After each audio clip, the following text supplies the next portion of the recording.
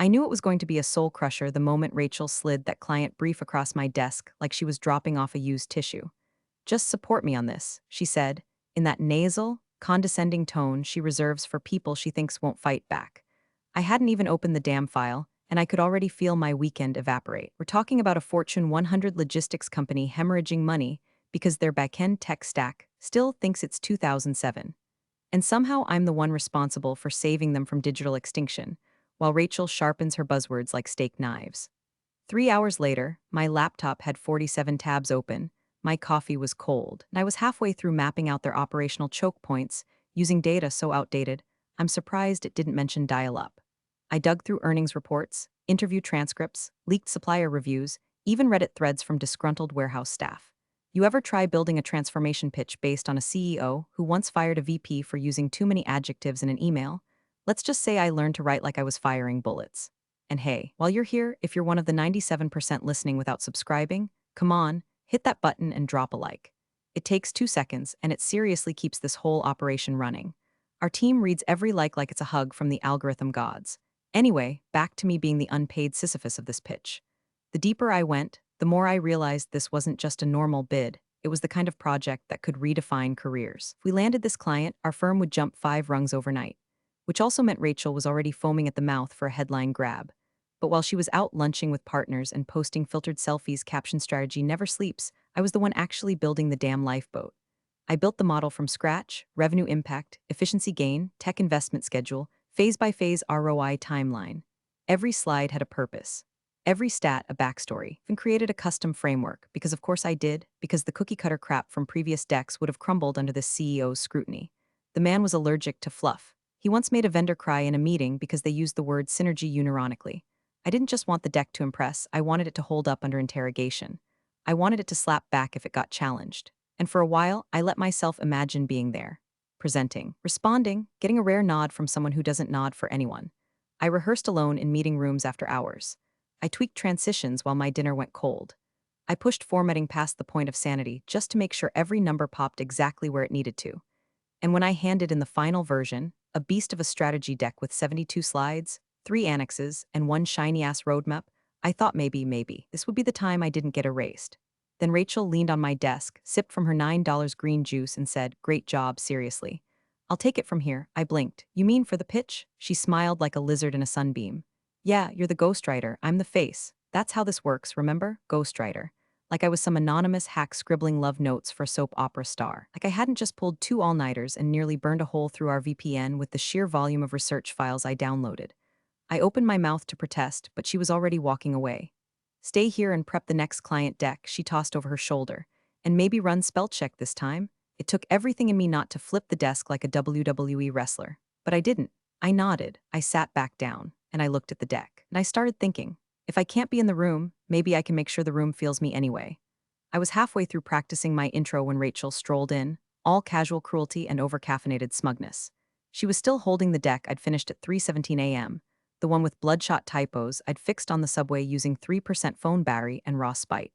She tossed it onto the table like it was a takeout menu and said, "Hey, quick note, you're not coming to the pitch." I blinked. "What? You're just the ghostwriter, Han. Stay behind and prep the next deck for the Westmont group.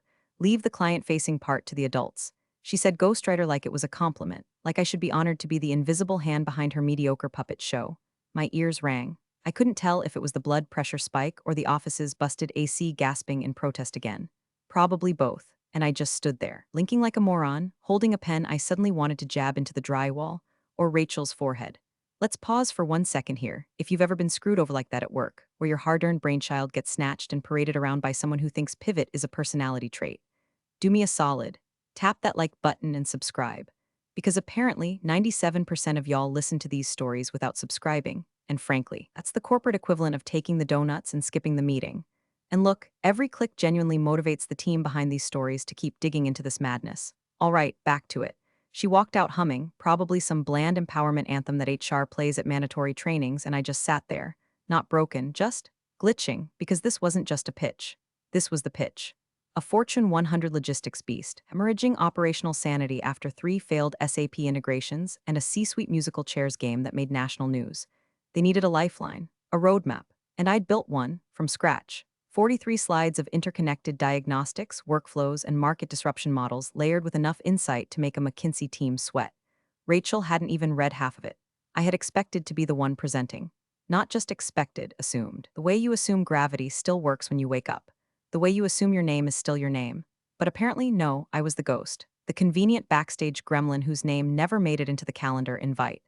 My first instinct, rage. My second, cold math. This wasn't personal. It was predictable. Rachel didn't rise to SVP by being brilliant. She rose by hovering near brilliance and harvesting it like an emotional vampire with a LinkedIn premium account. I wanted to scream, but that's not how you survive in corporate America. You don't yell, you document, you pivot. You find the seam in the lie and you start sewing your name into it, one invisible stitch at a time. Because Rachel just made the biggest mistake of her career. She told a ghost she didn't exist. By lunchtime, my coffee tasted like betrayal and printer toner. The same 10 thoughts were on a carousel in my skull, all wearing steel-toed boots. Confront her? Go to HR? What would that even look like? Hi, I'm being professionally exercised by a woman who thinks Canva is a strategy tool. I hovered outside Rachel's office more than once that day, fingers twitching. Every time I worked up the nerve to knock, I'd hear her giggling on the phone, probably name-dropping my deck to the SVP like she hand-stitched it from the bones of Sun Tzu. She even had the audacity to say my framework during one call. Like she'd birthed the competitive moat analysis from her botoxed forehead. Then there was him, Colin, our SVP. I considered going straight to him. He's the kind of man who always looks like he's 5 seconds away from checking his golf scores and forgetting your name. Sharp, yes, but he sees org charts, not people. And Rachel? She had dinner with his wife last month. There are levels to this game, and I wasn't even on the right floor. By 2 p.m., I was pacing. Coworkers started avoiding eye contact like they could smell the insubordination fermenting inside me. One brave soul, Nina from Insights, slid a la croix across my desk with a whisper, "Pick your battles." She's slippery. I knew what she meant. Rachel didn't attack you head on. She reshuffled your project list into oblivion. She looped you out of emails like it was clerical error. You'd vanish from a team like you'd been ghosted by God. So I smiled. I nodded. I even said thanks like a normal, well-adjusted doormat. But inside, I was planning. If I couldn't be in that room, I'd make damn sure the room noticed the air shift when I wasn't there. Rachel thought I'd stay in the background like a loyal intern on Adderall. What she didn't realize was that I am the background. The scaffolding, the damn engine, and I had one advantage she didn't. I knew what was in that deck. Not just the words, the bones, the pressure points. The buried insights you can't fake with buzzwords and perfume. Every slide had layers, data that only I understood because I spent the last 5 weekends tangled in supply chain maps and EBITDA migraines. So no, I wasn't going to blow it all up today, but I wasn't going to stay invisible either. Ghosts don't knock, we haunt, and I was about to haunt the hell out of that pitch. I didn't plan to see Lydia that day. Honestly, I was ducking the office.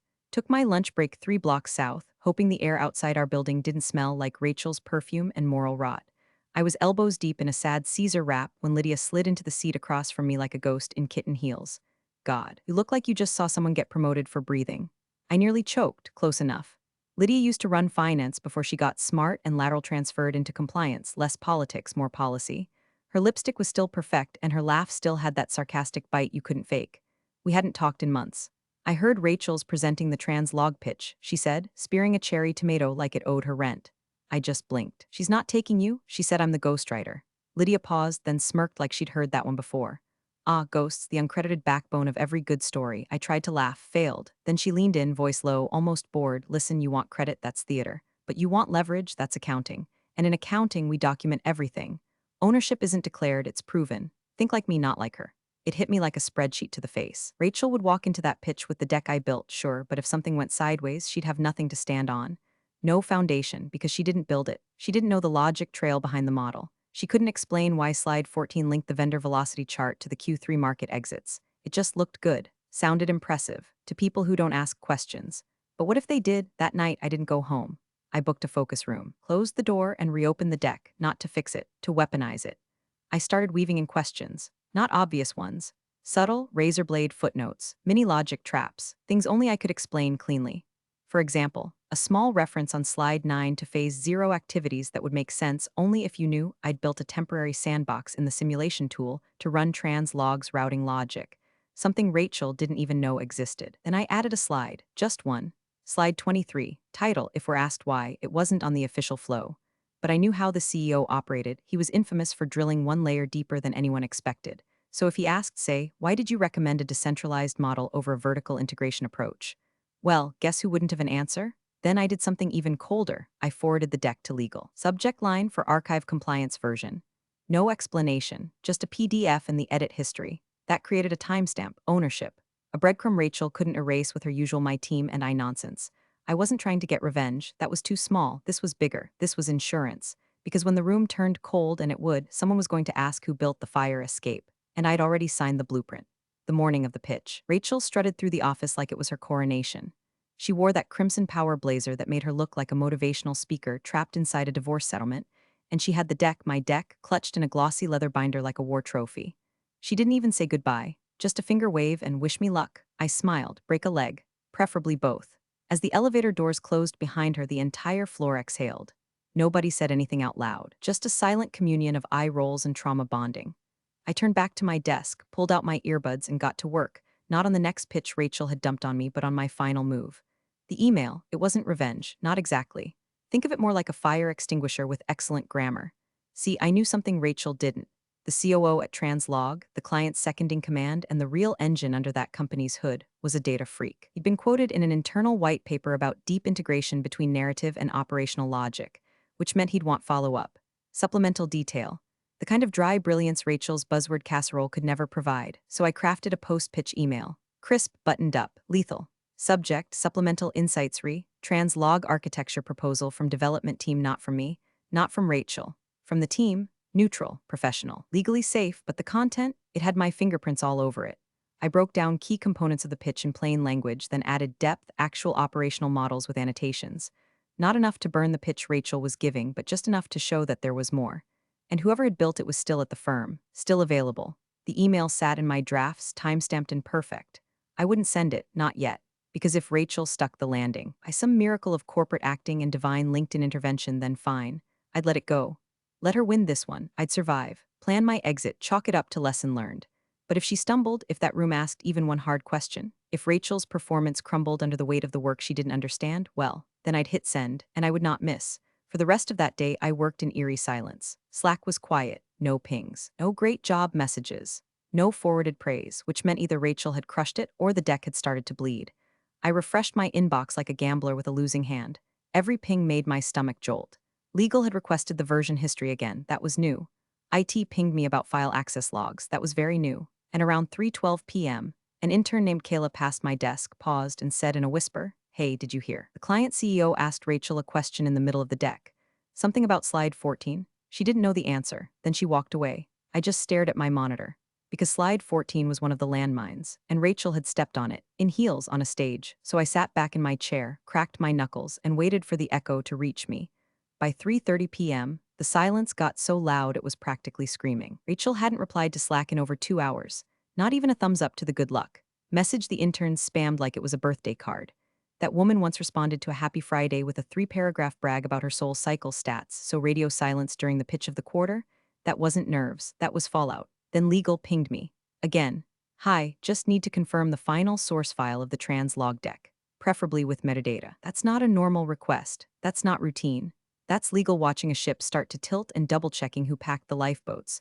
I forwarded them the file I'd already archived. The one with my machine ID, my creation timestamp, my edit trail. The one Rachel had printed but never touched. I didn't ask why they needed it. That's the trick in corporate survival. Never ask why. Just build your paper trail and shut up until the smoke clears. But the real confirmation came 10 minutes later.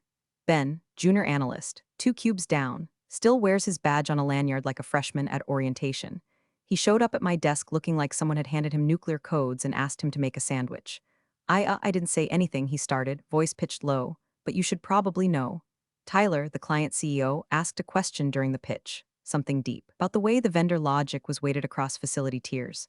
My heart tapped the brakes, slowly. He said, "Can you walk me through the variable cost balance in slide 14, specifically the assumption behind the tier 3 weighting?" Ben's eyes widened, and Rachel, she just stared.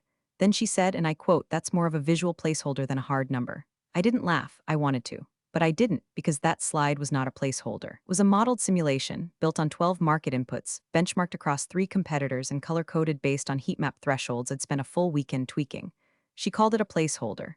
Ben shrugged like he'd seen someone drop a wedding ring into a sewer drain and pretend it was fine. Anyway, after that, the room kind of went quiet. Tyler closed his notebook, and he asked to speak with Colin, the SVP. He hesitated and added, "You built the deck, didn't you?" I didn't answer. He nodded anyway. Yeah, figured. And then he did something unexpected. He smiled. Not in a smug way, not in a you go, girl way, in a relieved way. Like someone who'd been watching Rachel take credit for a dozen other quiet wins and was finally seeing a crack in the mask. Whatever happens next, just know some of us see it. Then he walked off, back into the fog of corporate life where gratitude is whispered and ambition wears a leash. I sat back, took a breath, let the weight of the moment settle. This wasn't victory, not yet, but something had shifted. And the deck, the very one Rachel hijacked, was no longer hers to steer. It was a loaded weapon, and the trigger had been pulled. The email hit my inbox at 6:07 p.m., just as I was debating whether to go home or sleep under my desk again like a stress gremlin. Subject, translog follow-up from Colin Thayer, SVP Body. Client wants a second session tomorrow. Make sure you're available. No greeting, no explanation, no emojis, just surgical ambiguity, the kind that either precedes a promotion or a firing. My first reaction was a full body freeze. Not panic, just that slow, high voltage pause before the adrenaline kicks in and your brain goes, oh, we're doing this. Then I reread it, 3 more times, client wants me. There was no CC to Rachel. No vague team language, just me. That meant one thing, the deck cracked open during the pitch, and now they wanted the architect, the builder, the actual source code behind all those pretty slides. Word spread through the office like a caffeine-fueled wildfire. By 6:12, Nina from Insight slid by my cube and whispered, so, you're going on the call? By 6:17, someone from Ops sent me a thumbs-up gift that said get her. By 6:30, I passed Rachel in the hallway and she looked through me. Not past me, through, like I was an inconvenient ghost that suddenly became solid. She didn't say a word, didn't ask about the call, didn't smile, which told me everything. That night, I didn't go home. I stayed late, cleared out my calendar, and prepped like I was walking into a deposition with my name on the line. This wasn't just a follow-up call. It was the interview behind the interview. A second look, not because the client needed clarification, but because they smelled a rat, and now they wanted to meet the engineer behind the machine. I printed the deck, my version, with all the footnotes and logic trees, annotated every slide with potential counter-questions, rebuilt the model from scratch in case someone wanted to poke at the numbers. By midnight, I had 3 pages of handwritten notes. By 1 a.m., I'd memorized them. By 2, I stopped rehearsing answers and started planning outcomes. If they asked me to explain slide 14 again, I'd do it blindfolded. If they asked who built the framework, I'd answer without flinching. If they asked why Rachel choked, well, that's not my story to tell. My job wasn't to bury her. It was to make damn sure they knew who to trust. By morning, my blouse was pressed, my coffee was black, and my laptop was charged like a defibrillator. I took my seat in the conference room 5 minutes early, alone, and waited for my name to be called like a witness in a trial I didn't start but was born to finish. The call started with a click and a chirp. You know the sound, corporate summons in digital form, the kind of chime that means someone's about to get blessed or burned. Rachel was already on camera, framed in soft lighting with that high-gloss, high-bullshit smile she always wore when she wanted to appear both intelligent and unbothered. She opened her mouth like she'd rehearsed the line in the mirror 20 times. Good morning, everyone. Thank you for the opportunity to continue, and then it happened. Stop, said a voice. Flat, calm, not angry, not rude, just final. The client's CEO, Tyler, buttoned up in a gray-blue shirt, sleeves rolled, no jacket, no small talk. His eyes didn't wander. They locked on the screen like it owed him an answer. Rachel blinked, hesitated. Tyler leaned forward slightly, and then he said the words that made my pulse skip, like my body forgot it needed blood. We don't negotiate with echoes. No one spoke, not even Rachel. She just froze, mouth half open like a loading screen that failed to render. Then Tyler turned his head. Deliberate, smooth, not toward her but toward Colin, our SVP, sitting muted with his usual marble face expression. And Tyler asked, just as evenly, so where is the person who actually built this? My breath caught somewhere between my lungs and the void. The silence wasn't awkward. It was surgical, clean, intentional. The kind of pause you build when you want the blade to land exactly right. Colin unmuted. And for half a second, he didn't say a word. He just looked at Rachel. Not with anger, not with sympathy, with resignation, like a man who just realized he bet on a paper tiger. Then he turned to the camera, voice low but clear. She's here. He tilted his head slightly toward me. I clicked unmute. The camera snapped on. And in that second, call didn't feel like a meeting. It felt like a reveal. I sat straight, calm, no forced smile, no desperate energy, just presence. Rachel's face paled, slightly. She adjusted something off camera, probably her ego collapsing under the weight of exposure. I didn't say anything yet, neither did Tyler. He studied me quietly like he was sizing up a chessboard that had just flipped itself over. And in that breathless moment, the balance shifted. Every detail I'd built, every late night, every embedded logic chain and annotated footnote, all of it was converging here. I hadn't just crossed the threshold. I'd become the room. I didn't rush, didn't clear my throat, didn't lead with hi everyone or some chirpy disclaimer meant to soften the blow. I just leaned slightly forward, hands steady, and said, Slide 14, Tier 3 weighting. It's calibrated using Translog's historical drop density ratios against projected vendor consolidation trends. We layered that against last-mile volatility from Q2 disruptions, which is why the decentralized model becomes cost-neutral by month 8 but yield-positive by month 14. Silence. Good silence. The kind that means no one's interrupting because they're recalculating everything they thought they knew about you. Tyler blinked once, tilted his head. You modeled volatility? Yes, I said. Using the fallback warehouse geofencing logs from your 2022 reroute data, combined with carrier exit timelines. We tagged it as phase 0 impact in the appendix. He exhaled through his nose. The corner of his mouth twitched, not a smile, something rarer, respect. Colin gave the slightest nod. Rachel tried to cut in, tried to salvage something, anything. I just want to add that we also click. Colin muted her. Without looking, without a word. Rachel blinked, confused, then glanced at the corner of her screen like it had betrayed her. No one acknowledged it, not even Tyler, especially not Tyler. He looked back at me, that's who we're hiring. 5 words burned into my skull like scripture. He didn't ask for team, he didn't say you all, he said me. There was no grand applause, no music swell. Just the sound of a decision being made in real time, and the subtle tectonic shift that happens when power finally slides into the hands that earned it. The call ended 6 minutes later. I logged off, closed my laptop, stared at the black screen like it owed me an apology for everything that came before. By the next morning, my calendar was full. Strategy deep dives with Translog's CIO, a private follow-up with their COO, 3 invites from procurement with subject lines like moving forward. Colin stopped by my desk that afternoon, said nothing, just tapped twice on the surface like a judge confirming a ruling, then walked off. Rachel's desk was empty, no blazer, no binder, just a mug with the words boss energy collecting dust under a dead succulent. She never came back, no email, no goodbye, just gone, and I didn't smile. I didn't need to, because ghosts don't haunt forever. Sometimes we inherit the house. Thanks for watching, you cubicle warriors. Hit that subscribe button. Unless you're my old boss, then you're on your own. Revenge of the coffee pot strikes again.